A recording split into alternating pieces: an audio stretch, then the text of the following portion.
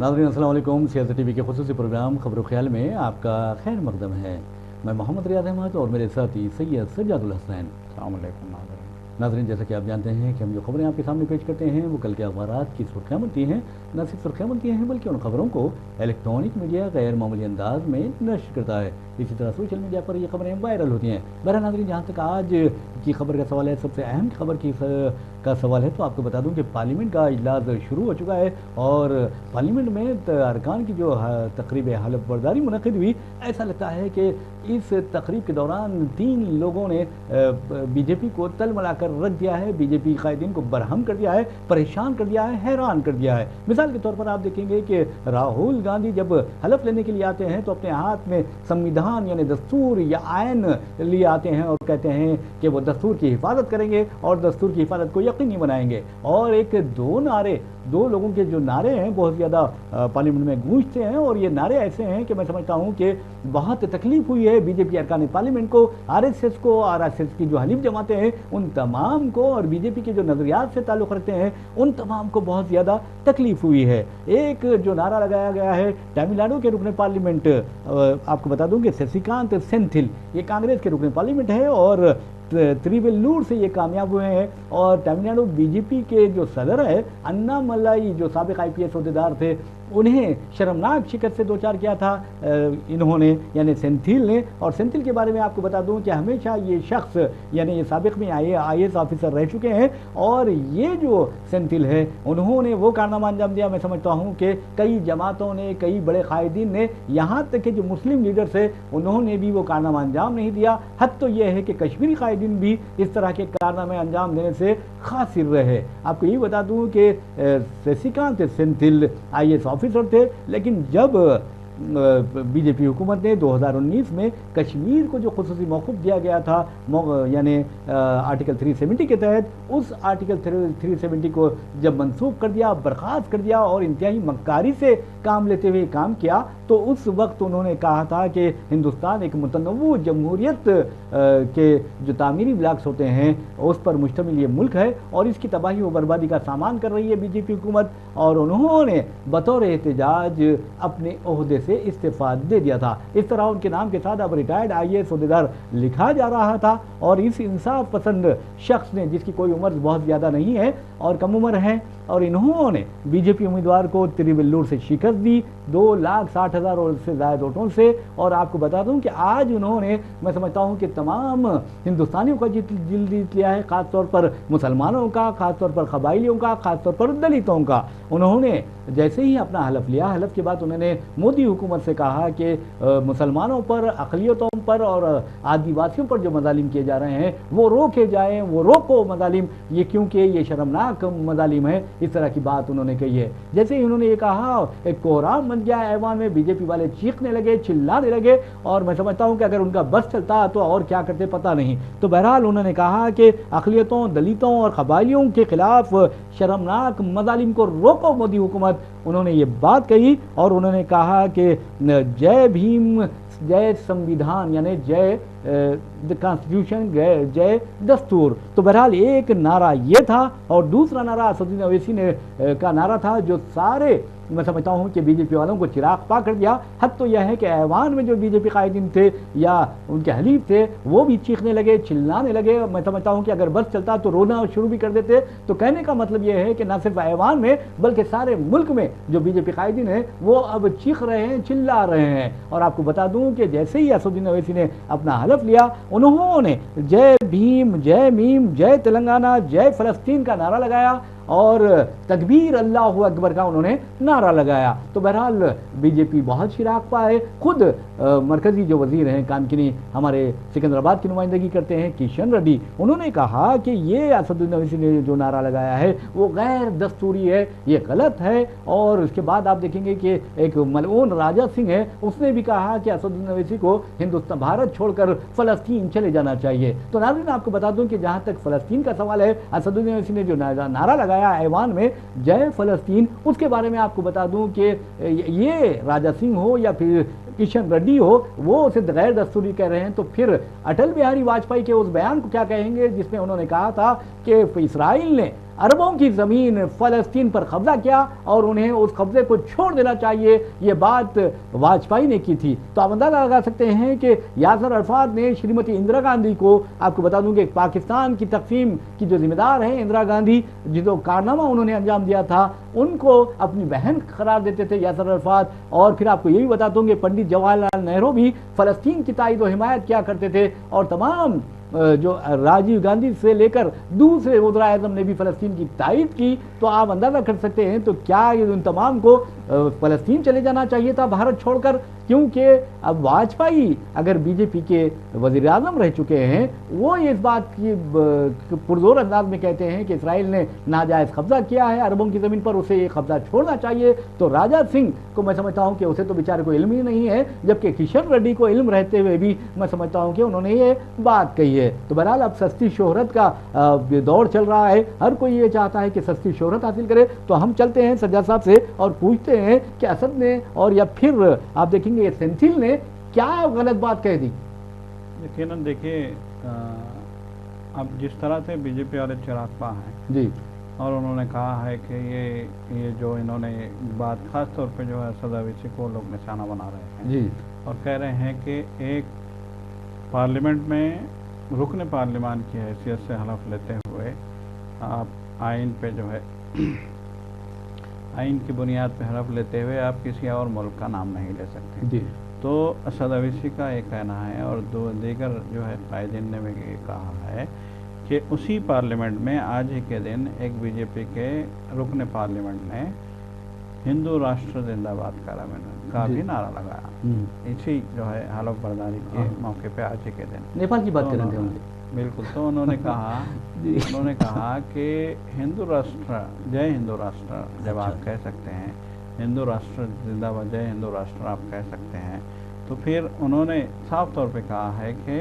आप मुझे कानून की शेख बताइए कि कौन सी शेख में ये लिखा है कि ये जो मैंने कहा है यह फ़लस्तीन ये गैर आइनी है या गैर कानूनी है, या फिर पार्लिमानी जो है उसूलों के ख़िलाफ़ है, या फिर जो है गैर पार्लिमानी लफ्ज़ है। जी, ये जो है आप मुझे दिखाइए, कानून की किताबों में दिखाइए कहाँ लिखा है। जैसा कि आपने कहा कि महात्मा गांधी से लेके राजीव गांधी तक और राजीव गांधी से लेके मनमोहन सिंह तक हिंदुस्तान की वाज़ेह पॉलिसी रही है फ़लस्तीन के जो है हिमायत में, और वाज़ेह खारिजा पॉलिसी रही है हिंदुस्तान की कि फ़लस्तीन की जो है हम हिमायत करेंगे, और जो है जब तक फ़लस्तीन को आज़ादी नहीं मिल जाती हमारी उसको हिमायत जारी रहेगी। ये महात्मा गांधी ने भी कहा था, और जो है मनमोहन सिंह ने भी कहा, और दीगर कायदीन ने भी जो है ये बात कही है। तो यकीनन जो है जब दीगर कायदीन ने, जब हिंदुस्तान की खारिजा पॉलिसी वाज़ेह है, तो फिर आज बीजेपी के पेट में दर्द क्यों हो रहा है, ये सबसे बड़ा सवाल है। देखिए, बीजेपी को तो जो है उस वक्त सोचना चाहिए था जब फ़लस्तीन के बच्चों पे बमबारी की जा रही थी, मासूम बच्चों पे, और यहाँ से ड्रोन सप्लाई किए जा रहे थे हैदराबाद से। बिल्कुल, जब फ़लस्तीन के जो है मासूम बच्चों को मारा जा रहा था, तो यहाँ से ड्रोन, यहाँ से जो है हथियार सप्लाई किए जा रहे थे, यहाँ से जो है असला जो है गोला बारूद जा रहा था। तो ये देखना चाहिए था, ये सबसे बड़ी बात है कि ये क्यों नहीं देखा गया, ये क्यों नहीं कहा गया, ये जो है ऐसा क्यों जो है मामला सामने नहीं आया है, ये सबसे अहम बात है। बहरहाल देखिए, आज जैसे कि आपने कहा कि एक जानिब राहुल गांधी थे, उन्होंने जो है संविधान लेके जो है हलफ बर्दारी, मतलब है कि हलफ लिया और जो है अहद किया कि बीजेपी संविधान के लिए ख़तरा बनी हुई है और हम इसकी जो है हिफाजत करेंगे। उसी तरीके से जी, असद अवैसी ने जो है हलफ लिया, उन्होंने जो है उर्दू में हलफ लिया और उन्होंने तकबीर का नारा भी लगाया, और साथ ही साथ जय फ़लस्तीन, जय भीम, जय भीम का नारा भी उन्होंने लगाया। और फिर जो है जो तमिलनाडु के जो रुकन पार्लियामेंट थे, उन्होंने तो सिर्फ अपनी हलफ बर्दारी के बाद सिर्फ एक मशवरा दिया था हुकूमत को। ये जो है कोई गैर कानूनी बात नहीं है। उन्होंने कहा कि अक़लियतों के साथ जो रवैया आपका है उसको आप जो है आप ख़त्म कीजिए रवैये को, कम से कम अब तो आपको जो है होश ठिकाने आपके आने चाहिए। जब इस मुल्क के लोगों ने आपको वाज़े जो है अक्सरियत नहीं दी है, आपको जो है सपोर्ट लेके जब आपको हुकूमत चलानी पड़ रही है, तो कम से कम इस पोजीशन में तो आपको जो है समझना चाहिए, आपको जो है देखना चाहिए, आपको जो है इसी हिसाब से जो है चलाना चाहिए हुकूमत। और जो है इस मुल्क के तमाम लोगों को लेके आपको चलना चाहिए। गंगा जमनी तहज़ीब को जो है यहाँ की गंगा जमनी तहज़ीब तो सारी दुनिया में मशहूर है। देखिए, हर ज़माने में आलमी कायदीन ने कहा कि हिंदुस्तान एक ऐसा मुल्क है जहाँ हर तबके के लोग बसते हैं, हर कबीले के लोग बसते हैं, हर ज़बान के लोग बसते हैं, हर इलाके के लोग बसते हैं। एक मुख्तलिफ़ इलाक़ों का एक गुलदस्ता है। और हैरत की बात है कि सारे के सारे लोग शीर व शक्कर की तरह रहते हैं। तो जब ये शीर व शक्कर की तरह रहते हैं, तो आप इसमें जो है मेंगनी क्यों डालने की कोशिश कर रहे हैं? इस शीर में इस शीर में आप शक्कर डाल के मीठा कीजिए। आप ज़बरदस्ती हम देख रहे हैं कि 2014 से लेकर आज तक आपने हमेशा दूध में मेंगनी डालने का ही काम किया है, और आज भी आप पार्लियामेंट के अंदर इस तरह की शरंगेज़ी करते हैं और दूसरों के कहने पे आपको गुस्सा आता है। यकीनन ये जो है एक हम ये कहेंगे कि आप हठधर्मी कर रहे हैं। और आप सज्जा साहब देखेंगे, ये सिर्फ मुसलमानों की नफरत भी ये लोग ये कह रहे हैं। और आप अगर देखेंगे तो इंसानियत यही होती है, चाहे वो मुसलमान हो, हिंदू हो, सिख हो, ईसाई हो, कई मज़ाहिब के लोग मानने वाले हैं। तो आप अंदाज़ा कर सकते हैं कि किसी पर जुल्म किया जाए तो बहुत बुरी बात है, क्योंकि इंसानियत इसी में है कि आप इंसानों से प्यार करें, इंसानों से मोहब्बत करें और उनकी कदर करें। वरना आप इंसानों को मॉब लिंचिंग के बहाने मार देंगे आप, या फिर लव जिहाद के ज़रिए मुसलमानों का कत्ल करेंगे, या फिर मुख्तलिफ बहानों से मुसलमानों को सताएंगे, ईसाइयों को सताएंगे, उनके गिरजाघरों को तबाह व बर्बाद कर देंगे। तो इसका मतलब ये है कि आप बौखलाहट का शिकार है और आप डरे हुए हैं कि कहीं हमारा पोल ना खुल जाए। यकीन मानिए, कोई भी मज़हब आप तशद्दुद की तालीम नहीं देता, बल्कि अमन की तालीम देता है, दोस्ती की बात करता है कोई भी मज़हब, और इंसानियत की बात करता है। अगर कोई मज़हब इंसानियत की बात नहीं कर रहा है, तशद्दुद की तालीम दे रहा है, तो वो मज़हब कहाँ का है? ये सोचने वाली बात है। और याद रखिए, जहाँ तक हिंदुस्तान का सवाल है, हिंदुस्तान एक मुतनव्वु तहजीब वाला मुल्क है, और यहाँ पर आपको बता दूं कि 7,000 से ज़ायद ज़बानें बोली जाती हैं सज्जा साहब, बोलियाँ बोली जाती हैं। और यहाँ पर कई हर 3 किलोमीटर पर तहजीब बदलती है, रिवायत बदलती है, रिवाज बदलते हैं, रसूमात बदलते हैं। उसके बावजूद आप देखेंगे कि कितना प्यार है यहाँ पर। यहाँ की जो जड़ें हैं हिंदुस्तान की, उन जड़ों में ऐसा लगता है कि प्यार की खाद डाल दी गई है, अमन की खाद या मोहब्बत की खाद डाल दी गई है। यहाँ इंसानियत को सबसे ज़्यादा अहमियत दी जाती है। यही वजह है कि मोदी और उनकी जो टोली थी वो बार बार ये कह रहे थे अब की बार 400 पार, लेकिन आपने देखा कि हिंदुस्तानियों ने ये बता दिया। खुद अयोध्या में जहाँ पर राम मंदिर तामीर करते हुए, बाबरी मस्जिद पर राम मंदिर तामीर करते हुए मोदी ने ये सोच लिया था, बीजेपी ने ये सोच लिया था कि वो ज़रूर कामयाब होंगे और उनकी जो हदफ है वो पूरा होगा। तो आपने देखा कि अयोध्या में भी हिंदू भाइयों ने बीजेपी उम्मीदवार को शर्मनाक शिकस्त से 2-4 कर दिया। फिर आप देखेंगे वाराणसी, वो भी मंदिरों का शहर है और उस्ताद बिस्मिल्लाह खान का शहर है, और वहाँ देखेंगे कि आज भी लोग उस्ताद बिस्मिल्लाह खान की शहनाई को याद करते हैं। और उनकी शहनाई ने कभी ये नहीं देखा कि हिंदू कौन है या मुसलमान कौन है, बल्कि जो शहनाई बजती थी तो हिंदू भी जमा होते थे, मुसलमान भी जमा होते थे। तो आप अंदाज़ा कीजिए कि किस तरह वज़ीर-ए-आज़म नरेंद्र मोदी को वाराणसी में शर्मनाक कामयाबी हासिल हुई। मैं शर्मनाक कामयाबी इसलिए कह रहा हूँ कि वज़ीर-ए-आज़म पहले राउंड्स में हारते हारते बच गए, वरना ये भी कहा जा रहा है कि बहुत ज़्यादा वहाँ हेरा फेरी भी की गई है। बीजेपी कायदीन ने खुद ये कहा है कि हमें वोटों को खरीदना पड़ा, इस तरह की बात उन्होंने कही है। और आपको ये भी बता दूं कि जहां तक आज फ़लस्तीन का सवाल है, राजा सिंह को ना फ़लस्तीन तो दूर की बात है, हिंदुस्तान के बारे में कोई मालूमात नहीं है। किशन रेड्डी जो बात कर रहे हैं ये गैर दस्तूरी है, तो उन्हें ये मालूम होना चाहिए कि फ़लस्तीन किस तरह यानी तबाही और बर्बादी का शिकार हो गया है और इसराइल दरिंदगी का मुजाहरा कर रहा है, उन वहाँ कत्लेआम कर रहा है। किरण रिजिजू, आप बता दूं, पार्लिमानी उम्र के वज़ीर सज्जा साहब, उन्होंने ये कह दिया है कि हम किसी मुल्क की ताईद और हिमायत नहीं कर रहे हैं। तो जबकि गांधी जी से लेकर आप देखेंगे कि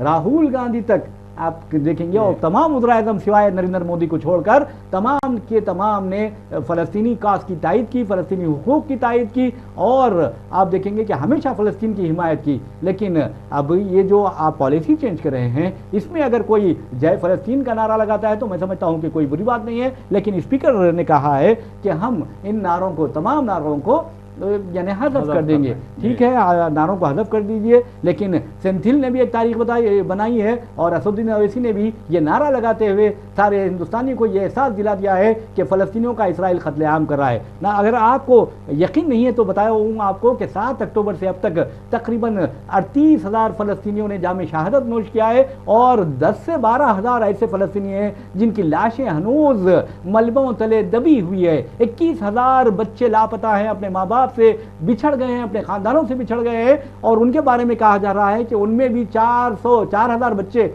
ऐसे हैं जो मलबे तले दबे हुए हैं। तो ये क्या इंसानियत के नाते आप फ़लस्तीन की तारीफ नहीं कर सकते? और जिस तरह इसराइल दरिंदगी कर रहा है, शैतानियत का दंगा नाच नाच रहा है, आप उसकी तारीफ कर रहे हैं, तो किसका मतलब क्या है, ये पूछेंगे सज्जाद साहब से। जी यकीनन देखिए, बीजेपी का तो ऐसा मालूम होता है कि माइंडसेट ही यही बन गया है कि जो दरिंदे हैं उनकी हिमायत करो। जी आपने देखा कि किस तरीके से बिल्किस बानो के रेप के मुलज़िमीन को रिहा किया गया।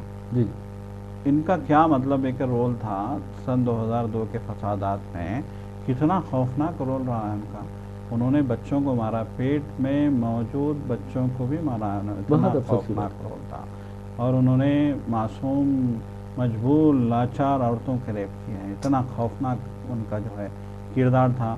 लेकिन उनको जो है जब अदालतों ने सज़ा दे दी, जब वो अपनी सज़ा भुगत रहे थे, तो अचानक उनकी सज़ा माफ़ की जाती है, उनको अचानक रिहा कर दिया जाता है। पूरे के पूरे मुलज़िमीन को जो जेल में बंद थे उनको रिहा करना, ये कहाँ का इंसाफ है? और ये किस बात की जो है आपको मतलब एक किस बात का जो है आपको इशारा दे रहा है? आपने अपने एक एमपी को जो है रेसलिंग फेडरेशन का सरबराह बनाया था। जी। और उसने उन ख़वातीन, उन जो है रेसलर्स के साथ जो है ज़्यादती की, या फिर उनके साथ जिनसी हरासानी की, या फिर उनके साथ जो है बदसलूकी की, जिन्होंने इस मुल्क का नाम रोशन किया था, जिन्होंने मेडल लाए थे इस मुल्क के लिए। और उन ख़वातीन ने, उन लड़कियों ने दिल्ली में कौमी दारुल हुकूमत में जंतर मंतर के पास सड़क पे बैठ के उसके ख़िलाफ़ एहतजाज किया था। लेकिन आपने उसकी सपोर्ट की, उनकी एक नहीं सुनी, आपने उसकी सपोर्ट की। यहाँ तक कि जब पार्लियामेंट की नई इमारत की इफ्तिताही तकरीब चल रही थी तो उसमें भी उसको इनवाइट किया गया। आप अंदाज़ा लगाइए कि इनका माइंडसेट क्या बना हुआ है, ऐसे लोगों को सपोर्ट करना जो जबर करते हैं, जो जुल्म करते हैं, जो है किसानों को अपनी गाड़ियों से कुचलते हैं, जो है रेप करते हैं। और 2002 की तारीख को कौन भूल सकता है? वज़ीर-ए-आज़म आज कहते हैं कि हम इमरजेंसी की दिन को नहीं भूल सकते, सिया दिन है इमरजेंसी का। तो 2002 का दिन भी तो सिया दिन है। और वज़ीर-ए-आज़म को ये भी मालूम होना चाहिए कि इमरजेंसी में किसी का रेप हुआ था, इमरजेंसी में किसी बिल्किस बानो की बेटी का कत्ल हुआ था क्या? इमरजेंसी में किसी बिल्किस बानो के तमाम अरकान ख़ानदान को इंतहाई बेदर्दी से कत्ल किया गया था और वज़ीर-ए-आज़म को उसका अफसोस है, लेकिन बिल्किस बानो का अफसोस नहीं है वज़ीर-ए-आज़म को। बिल्कुल यकीनन देखिए, ये इस नौइयत की पार्टी है। जी। इनका माइंडसेट ये है, इनके मतलब दिमाग में अभी जो है हम देख रहे थे, एक वीडियो आई थी जिसमें वो कह रहा है कि हम जो है दिल्ली के एक लीडर की, अब न जाने पुरानी होगी नहीं होगी, सोशल मीडिया पे जो है वायरल है, तो उसमें वो कह रहा है कि एक बीजेपी का लीडर है, वो कह रहा है कि हम 2 लाख मुसलमानों, वो भी गली का लीडर, बिल्कुल गली का लीडर है। तो कितने अफसोस की बात है कि आपने अपनी पार्टी का, अपने लोगों का, अपने कारकुनों का माइंडसेट क्या बनाया आपने, उनको क्या आप जो है नज़रिया दे रहे हो, उनकी कैसी तरबियत आप कर रहे हो, ये आपको सोचने की ज़रूरत है। और मैं समझता हूँ कि दूसरों के लिए जीना सीखना चाहिए इंसान को। अपने लिए तो मैं समझता हूँ कि जानवर भी जी लेता है, दूसरों के लिए जीना चाहिए, दूसरों की भलाई के लिए जीना चाहिए, दूसरों से मोहब्बत करना चाहिए, दूसरों से प्यार करना चाहिए, दूसरों से मैं समझता हूँ उनका एहतराम करना चाहिए, उनके इज्जत की हिफाजत करनी चाहिए। अब अंदाज़ा लगाइए, हमारे मोहन भागवत हैं, RSS के सरबराह है, सरसंचालक है और बड़ी बड़ी बातें करते हैं। हालिया अरसे के दौरान उन्होंने अच्छी बात की है, मोदी हुकूमत को गुरूर और तकब्बुर के बारे में उन्होंने बात की है, ठीक है, लेकिन क्या हमेशा हिंदुस्तानी भारतीय संस्कृति की बात करने वाले, भारतीय तहजीब और तमद्दुन की बात करने वाले, क्या मोहन भागवत की ज़बान पर ताला लग गया था कि उन्होंने बिल्किस बानो के बारे में एक बात नहीं की? अब अंदाज़ा लगाइए, अगर RSS वालों की थी या बीजेपी वालों की, या उनसे जमानत देने वाले जो मुलज़िमीन हैं उन्हें वक्त से पहले ही छोड़ने वालों की बीवी के साथ, बेटी के साथ, बहू के साथ अगर इस तरह के वाक़यात होते तो क्या वो बर्दाश्त करते? यकीनन ये बहुत बड़ा सवाल है और ये सोचने की बात है। ये सोचना चाहिए जो इख्तिदार, आप साहब इख्तिदार हैं, उन लोगों को सोचना चाहिए जो इन इक़्तिदार वालों के सरपरस्त हैं उनको भी सोचना चाहिए, और जो एक मखसूस नज़रिया जो है इस मुल्क में फैलाना चाहते हैं उनको भी सोचना चाहिए कि किसी भी ज़माने में बदी की गुंजाइश नहीं रही है। जी जी। हर ज़माने में जो है हर त्यौहार में आपको हमेशा कहा जाता है कि बदी पे नेकी की फतेह होती है। तो बदी क्या है? आप ये जो कर रहे हैं ये बदी है, ये आप नफ़रत जो फैलाने का काम कर रहे हैं, ये आप फसाद बर्पा करने का काम कर रहे हैं, या आप जो है एक मखसूस मज़हब को जो है कुचलने की जो है आपका जो एजेंडा है, ये सबसे बड़ी बदी यही है। और हमेशा से कहा गया है कि तारीख़ गवाह है कि कभी भी बदी की फतेह नहीं हुई है, बदी की हमेशा हार हुई है। और ये हार हमने यहाँ देख ली है, अयोध्या में हमने हार देख रही है, वाराणसी में भी देखिए नेशनल मीडिया वाले, दिल्ली के मीडिया वाले जिनको गोदी मीडिया कहते हैं, उनके रिपोर्टरों का भी जो है ये कहना है, उन्होंने देखिए स्क्रीन नहीं कहा, लेकिन उनका कहना है, सबूत के साथ वो कह रहे हैं कि मोदी वहाँ से हार गए, वाराणसी से उनको जितवाया गया। हज़ारों लोगों को जो है काम पे लगाया गया उनको जितवाने के लिए। जब रिजल्ट आ रहा था तो हाथ पैर फूल गए थे। अच्छा अच्छा, बताइए मीडिया वाले जो इलाज हो गए थे, जो गोदी मीडिया है, जो बार बार जो है आज भी मोदी की तारीफ करता है, उनका खुद ये कहना है कि इनको वाराणसी में भी हार इनकी जो है किस्मत बन गई थी। मतलब एक कि लोगों ने आपको नकार दिया। क्यों नकारा? आप हारे क्यों? क्योंकि आप बदी की तालीम दे रहे थे आप, तो यकीनन बदी की इस मुल्क में कहीं भी गुंजाइश नहीं है। और सरदार साहब आप देखेंगे कि फ़लस्तीन का कितना बुरा हाल है। आप ये अंदाज़ा लगाइए 21,000 बच्चे लापता हैं, जिनमें से यानी अपने माँ बाप से बिछड़े हुए हैं, 4,000 तो उसमें शहीद हो चुके हैं, मलबे तले उनकी लाशें दबी हुई हैं। तो आप अंदाज़ा लगाइए ये जो दरिंदे हैं, क्या दरिंदगी की जो ताईद व हिमायत करते हैं वो क्या होंगे, आप अंदाज़ा लगाइए। तो बहरहाल मैं कहना नहीं चाहता कि वो क्या हैं, लेकिन आप अच्छी तरह जानते हैं और सारी दुनिया जानती है कि जो दरिंदगी की ताईद व हिमायत करता है वो क्या होता है। तो बहरहाल नाज़रीन, आपको बता दूं कि जहाँ तक असदुद्दीन अवैसी ने फ़लस्तीन का नाम लिया, ये बहुत अच्छी बात है, क्योंकि जिस प्लेटफॉर्म का उन्होंने इस्तेमाल किया ये भी एक बहुत अच्छी बात है और सारी दुनिया में ये न्यूज़ पहुंच गई है। और आपको बता दूं कि 5वीं मरतबा असदुद्दीन अवैसी ने बहैसियत अरकान रुकन पार्लियामेंट अपने ओहदे का हलफ लिया है। और आपको ये भी बताना ज़रूरी है कि हालिया लोकसभा इंतखाबात में उन्होंने 6,61,981 वोट हासिल किए, जबकि बीजेपी की माधवी लता को उन्होंने 3,38,087 वोटों से शिकस्त दी। लेकिन असदुद्दीन अवैसी ठीक है, एक यानी तजुर्बेकार सियासतदान है, लेकिन सेंथिल ने जो कारनामा अंजाम दिया, यकीन मानिए सेंथिल ने हमेशा इंसानियत की तायद की, हिमायत की। और जब कश्मीर के बारे में, जैसा कि मैंने आपको बताया, आर्टिकल 370 का जो बर्खास्त की गई थी मक्कारी से, उसके खिलाफ बतौर एहतजाज उन्होंने एक IAS ओहदेदार होते हुए इस्तीफ़ा दे दिया था। तो ये बहुत अहम बात है जिसकी सताइश भी की जानी चाहिए। लेकिन नाज़रीन, हम आपको एक और ख़बर की जानिब लिए चलते हैं। उस खबर का ताल्लुक़ आपको बता दूं कि स्पीकर के ओहदे से है। और आपको ये भी बताना ज़रूरी है कि चंद्राबाबू नायडू बहुत बड़ी बातें कर रहे थे और नीतीश कुमार भी ऐसा लग रहा था कि बहुत शेखियाँ बगार रहे थे। आपने देखा कि एक मंजर ऐसा भी आया कि नीतीश कुमार वज़ीर-ए-आज़म नरेंद्र मोदी का हाथ चेक कर रहे हैं, हथेली देख रहे हैं, फिर उंगली चेक कर रहे हैं और अजीब गरीब हरकतें कर रहे हैं। तो बहरहाल वो क्या है वो बेहतर जानते हैं।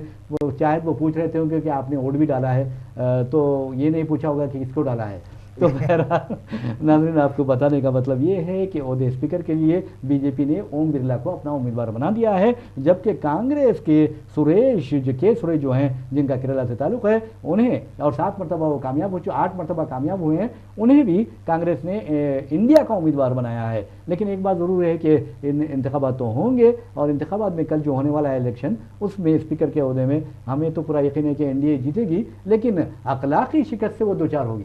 बिल्कुल यकीनन। देखिए, तारीख में पहली बार, हिंदुस्तान आज़ाद हिंद की तारीख में पहली बार स्पीकर के ओहदे के लिए इलेक्शन हो रहा है। इत्तेफाक राय नहीं हो सका। इसकी वजह देखिए, राहुल गांधी ने साफ तौर पे बता दी।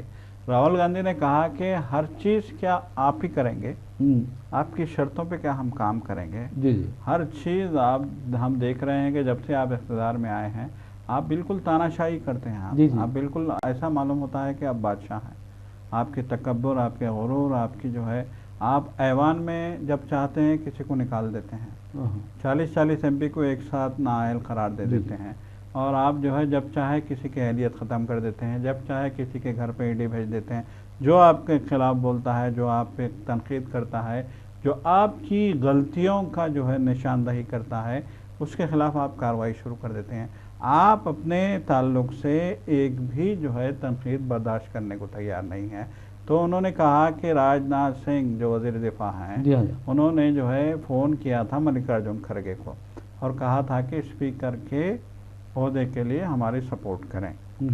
तो इसके जवाब में इन्होंने कहा कि ठीक है, हम आपकी सपोर्ट करते हैं, लेकिन डिप्टी स्पीकर का ओहदा हमारा होगा। तो जब इन्होंने ये शर्त रखी तो उन्होंने फ़ोन काट दिया और कहा कि मैं कुछ देर बाद मशवरा करके आपसे बात करूंगा, लेकिन उनका कोई फ़ोन दोबारा नहीं आया।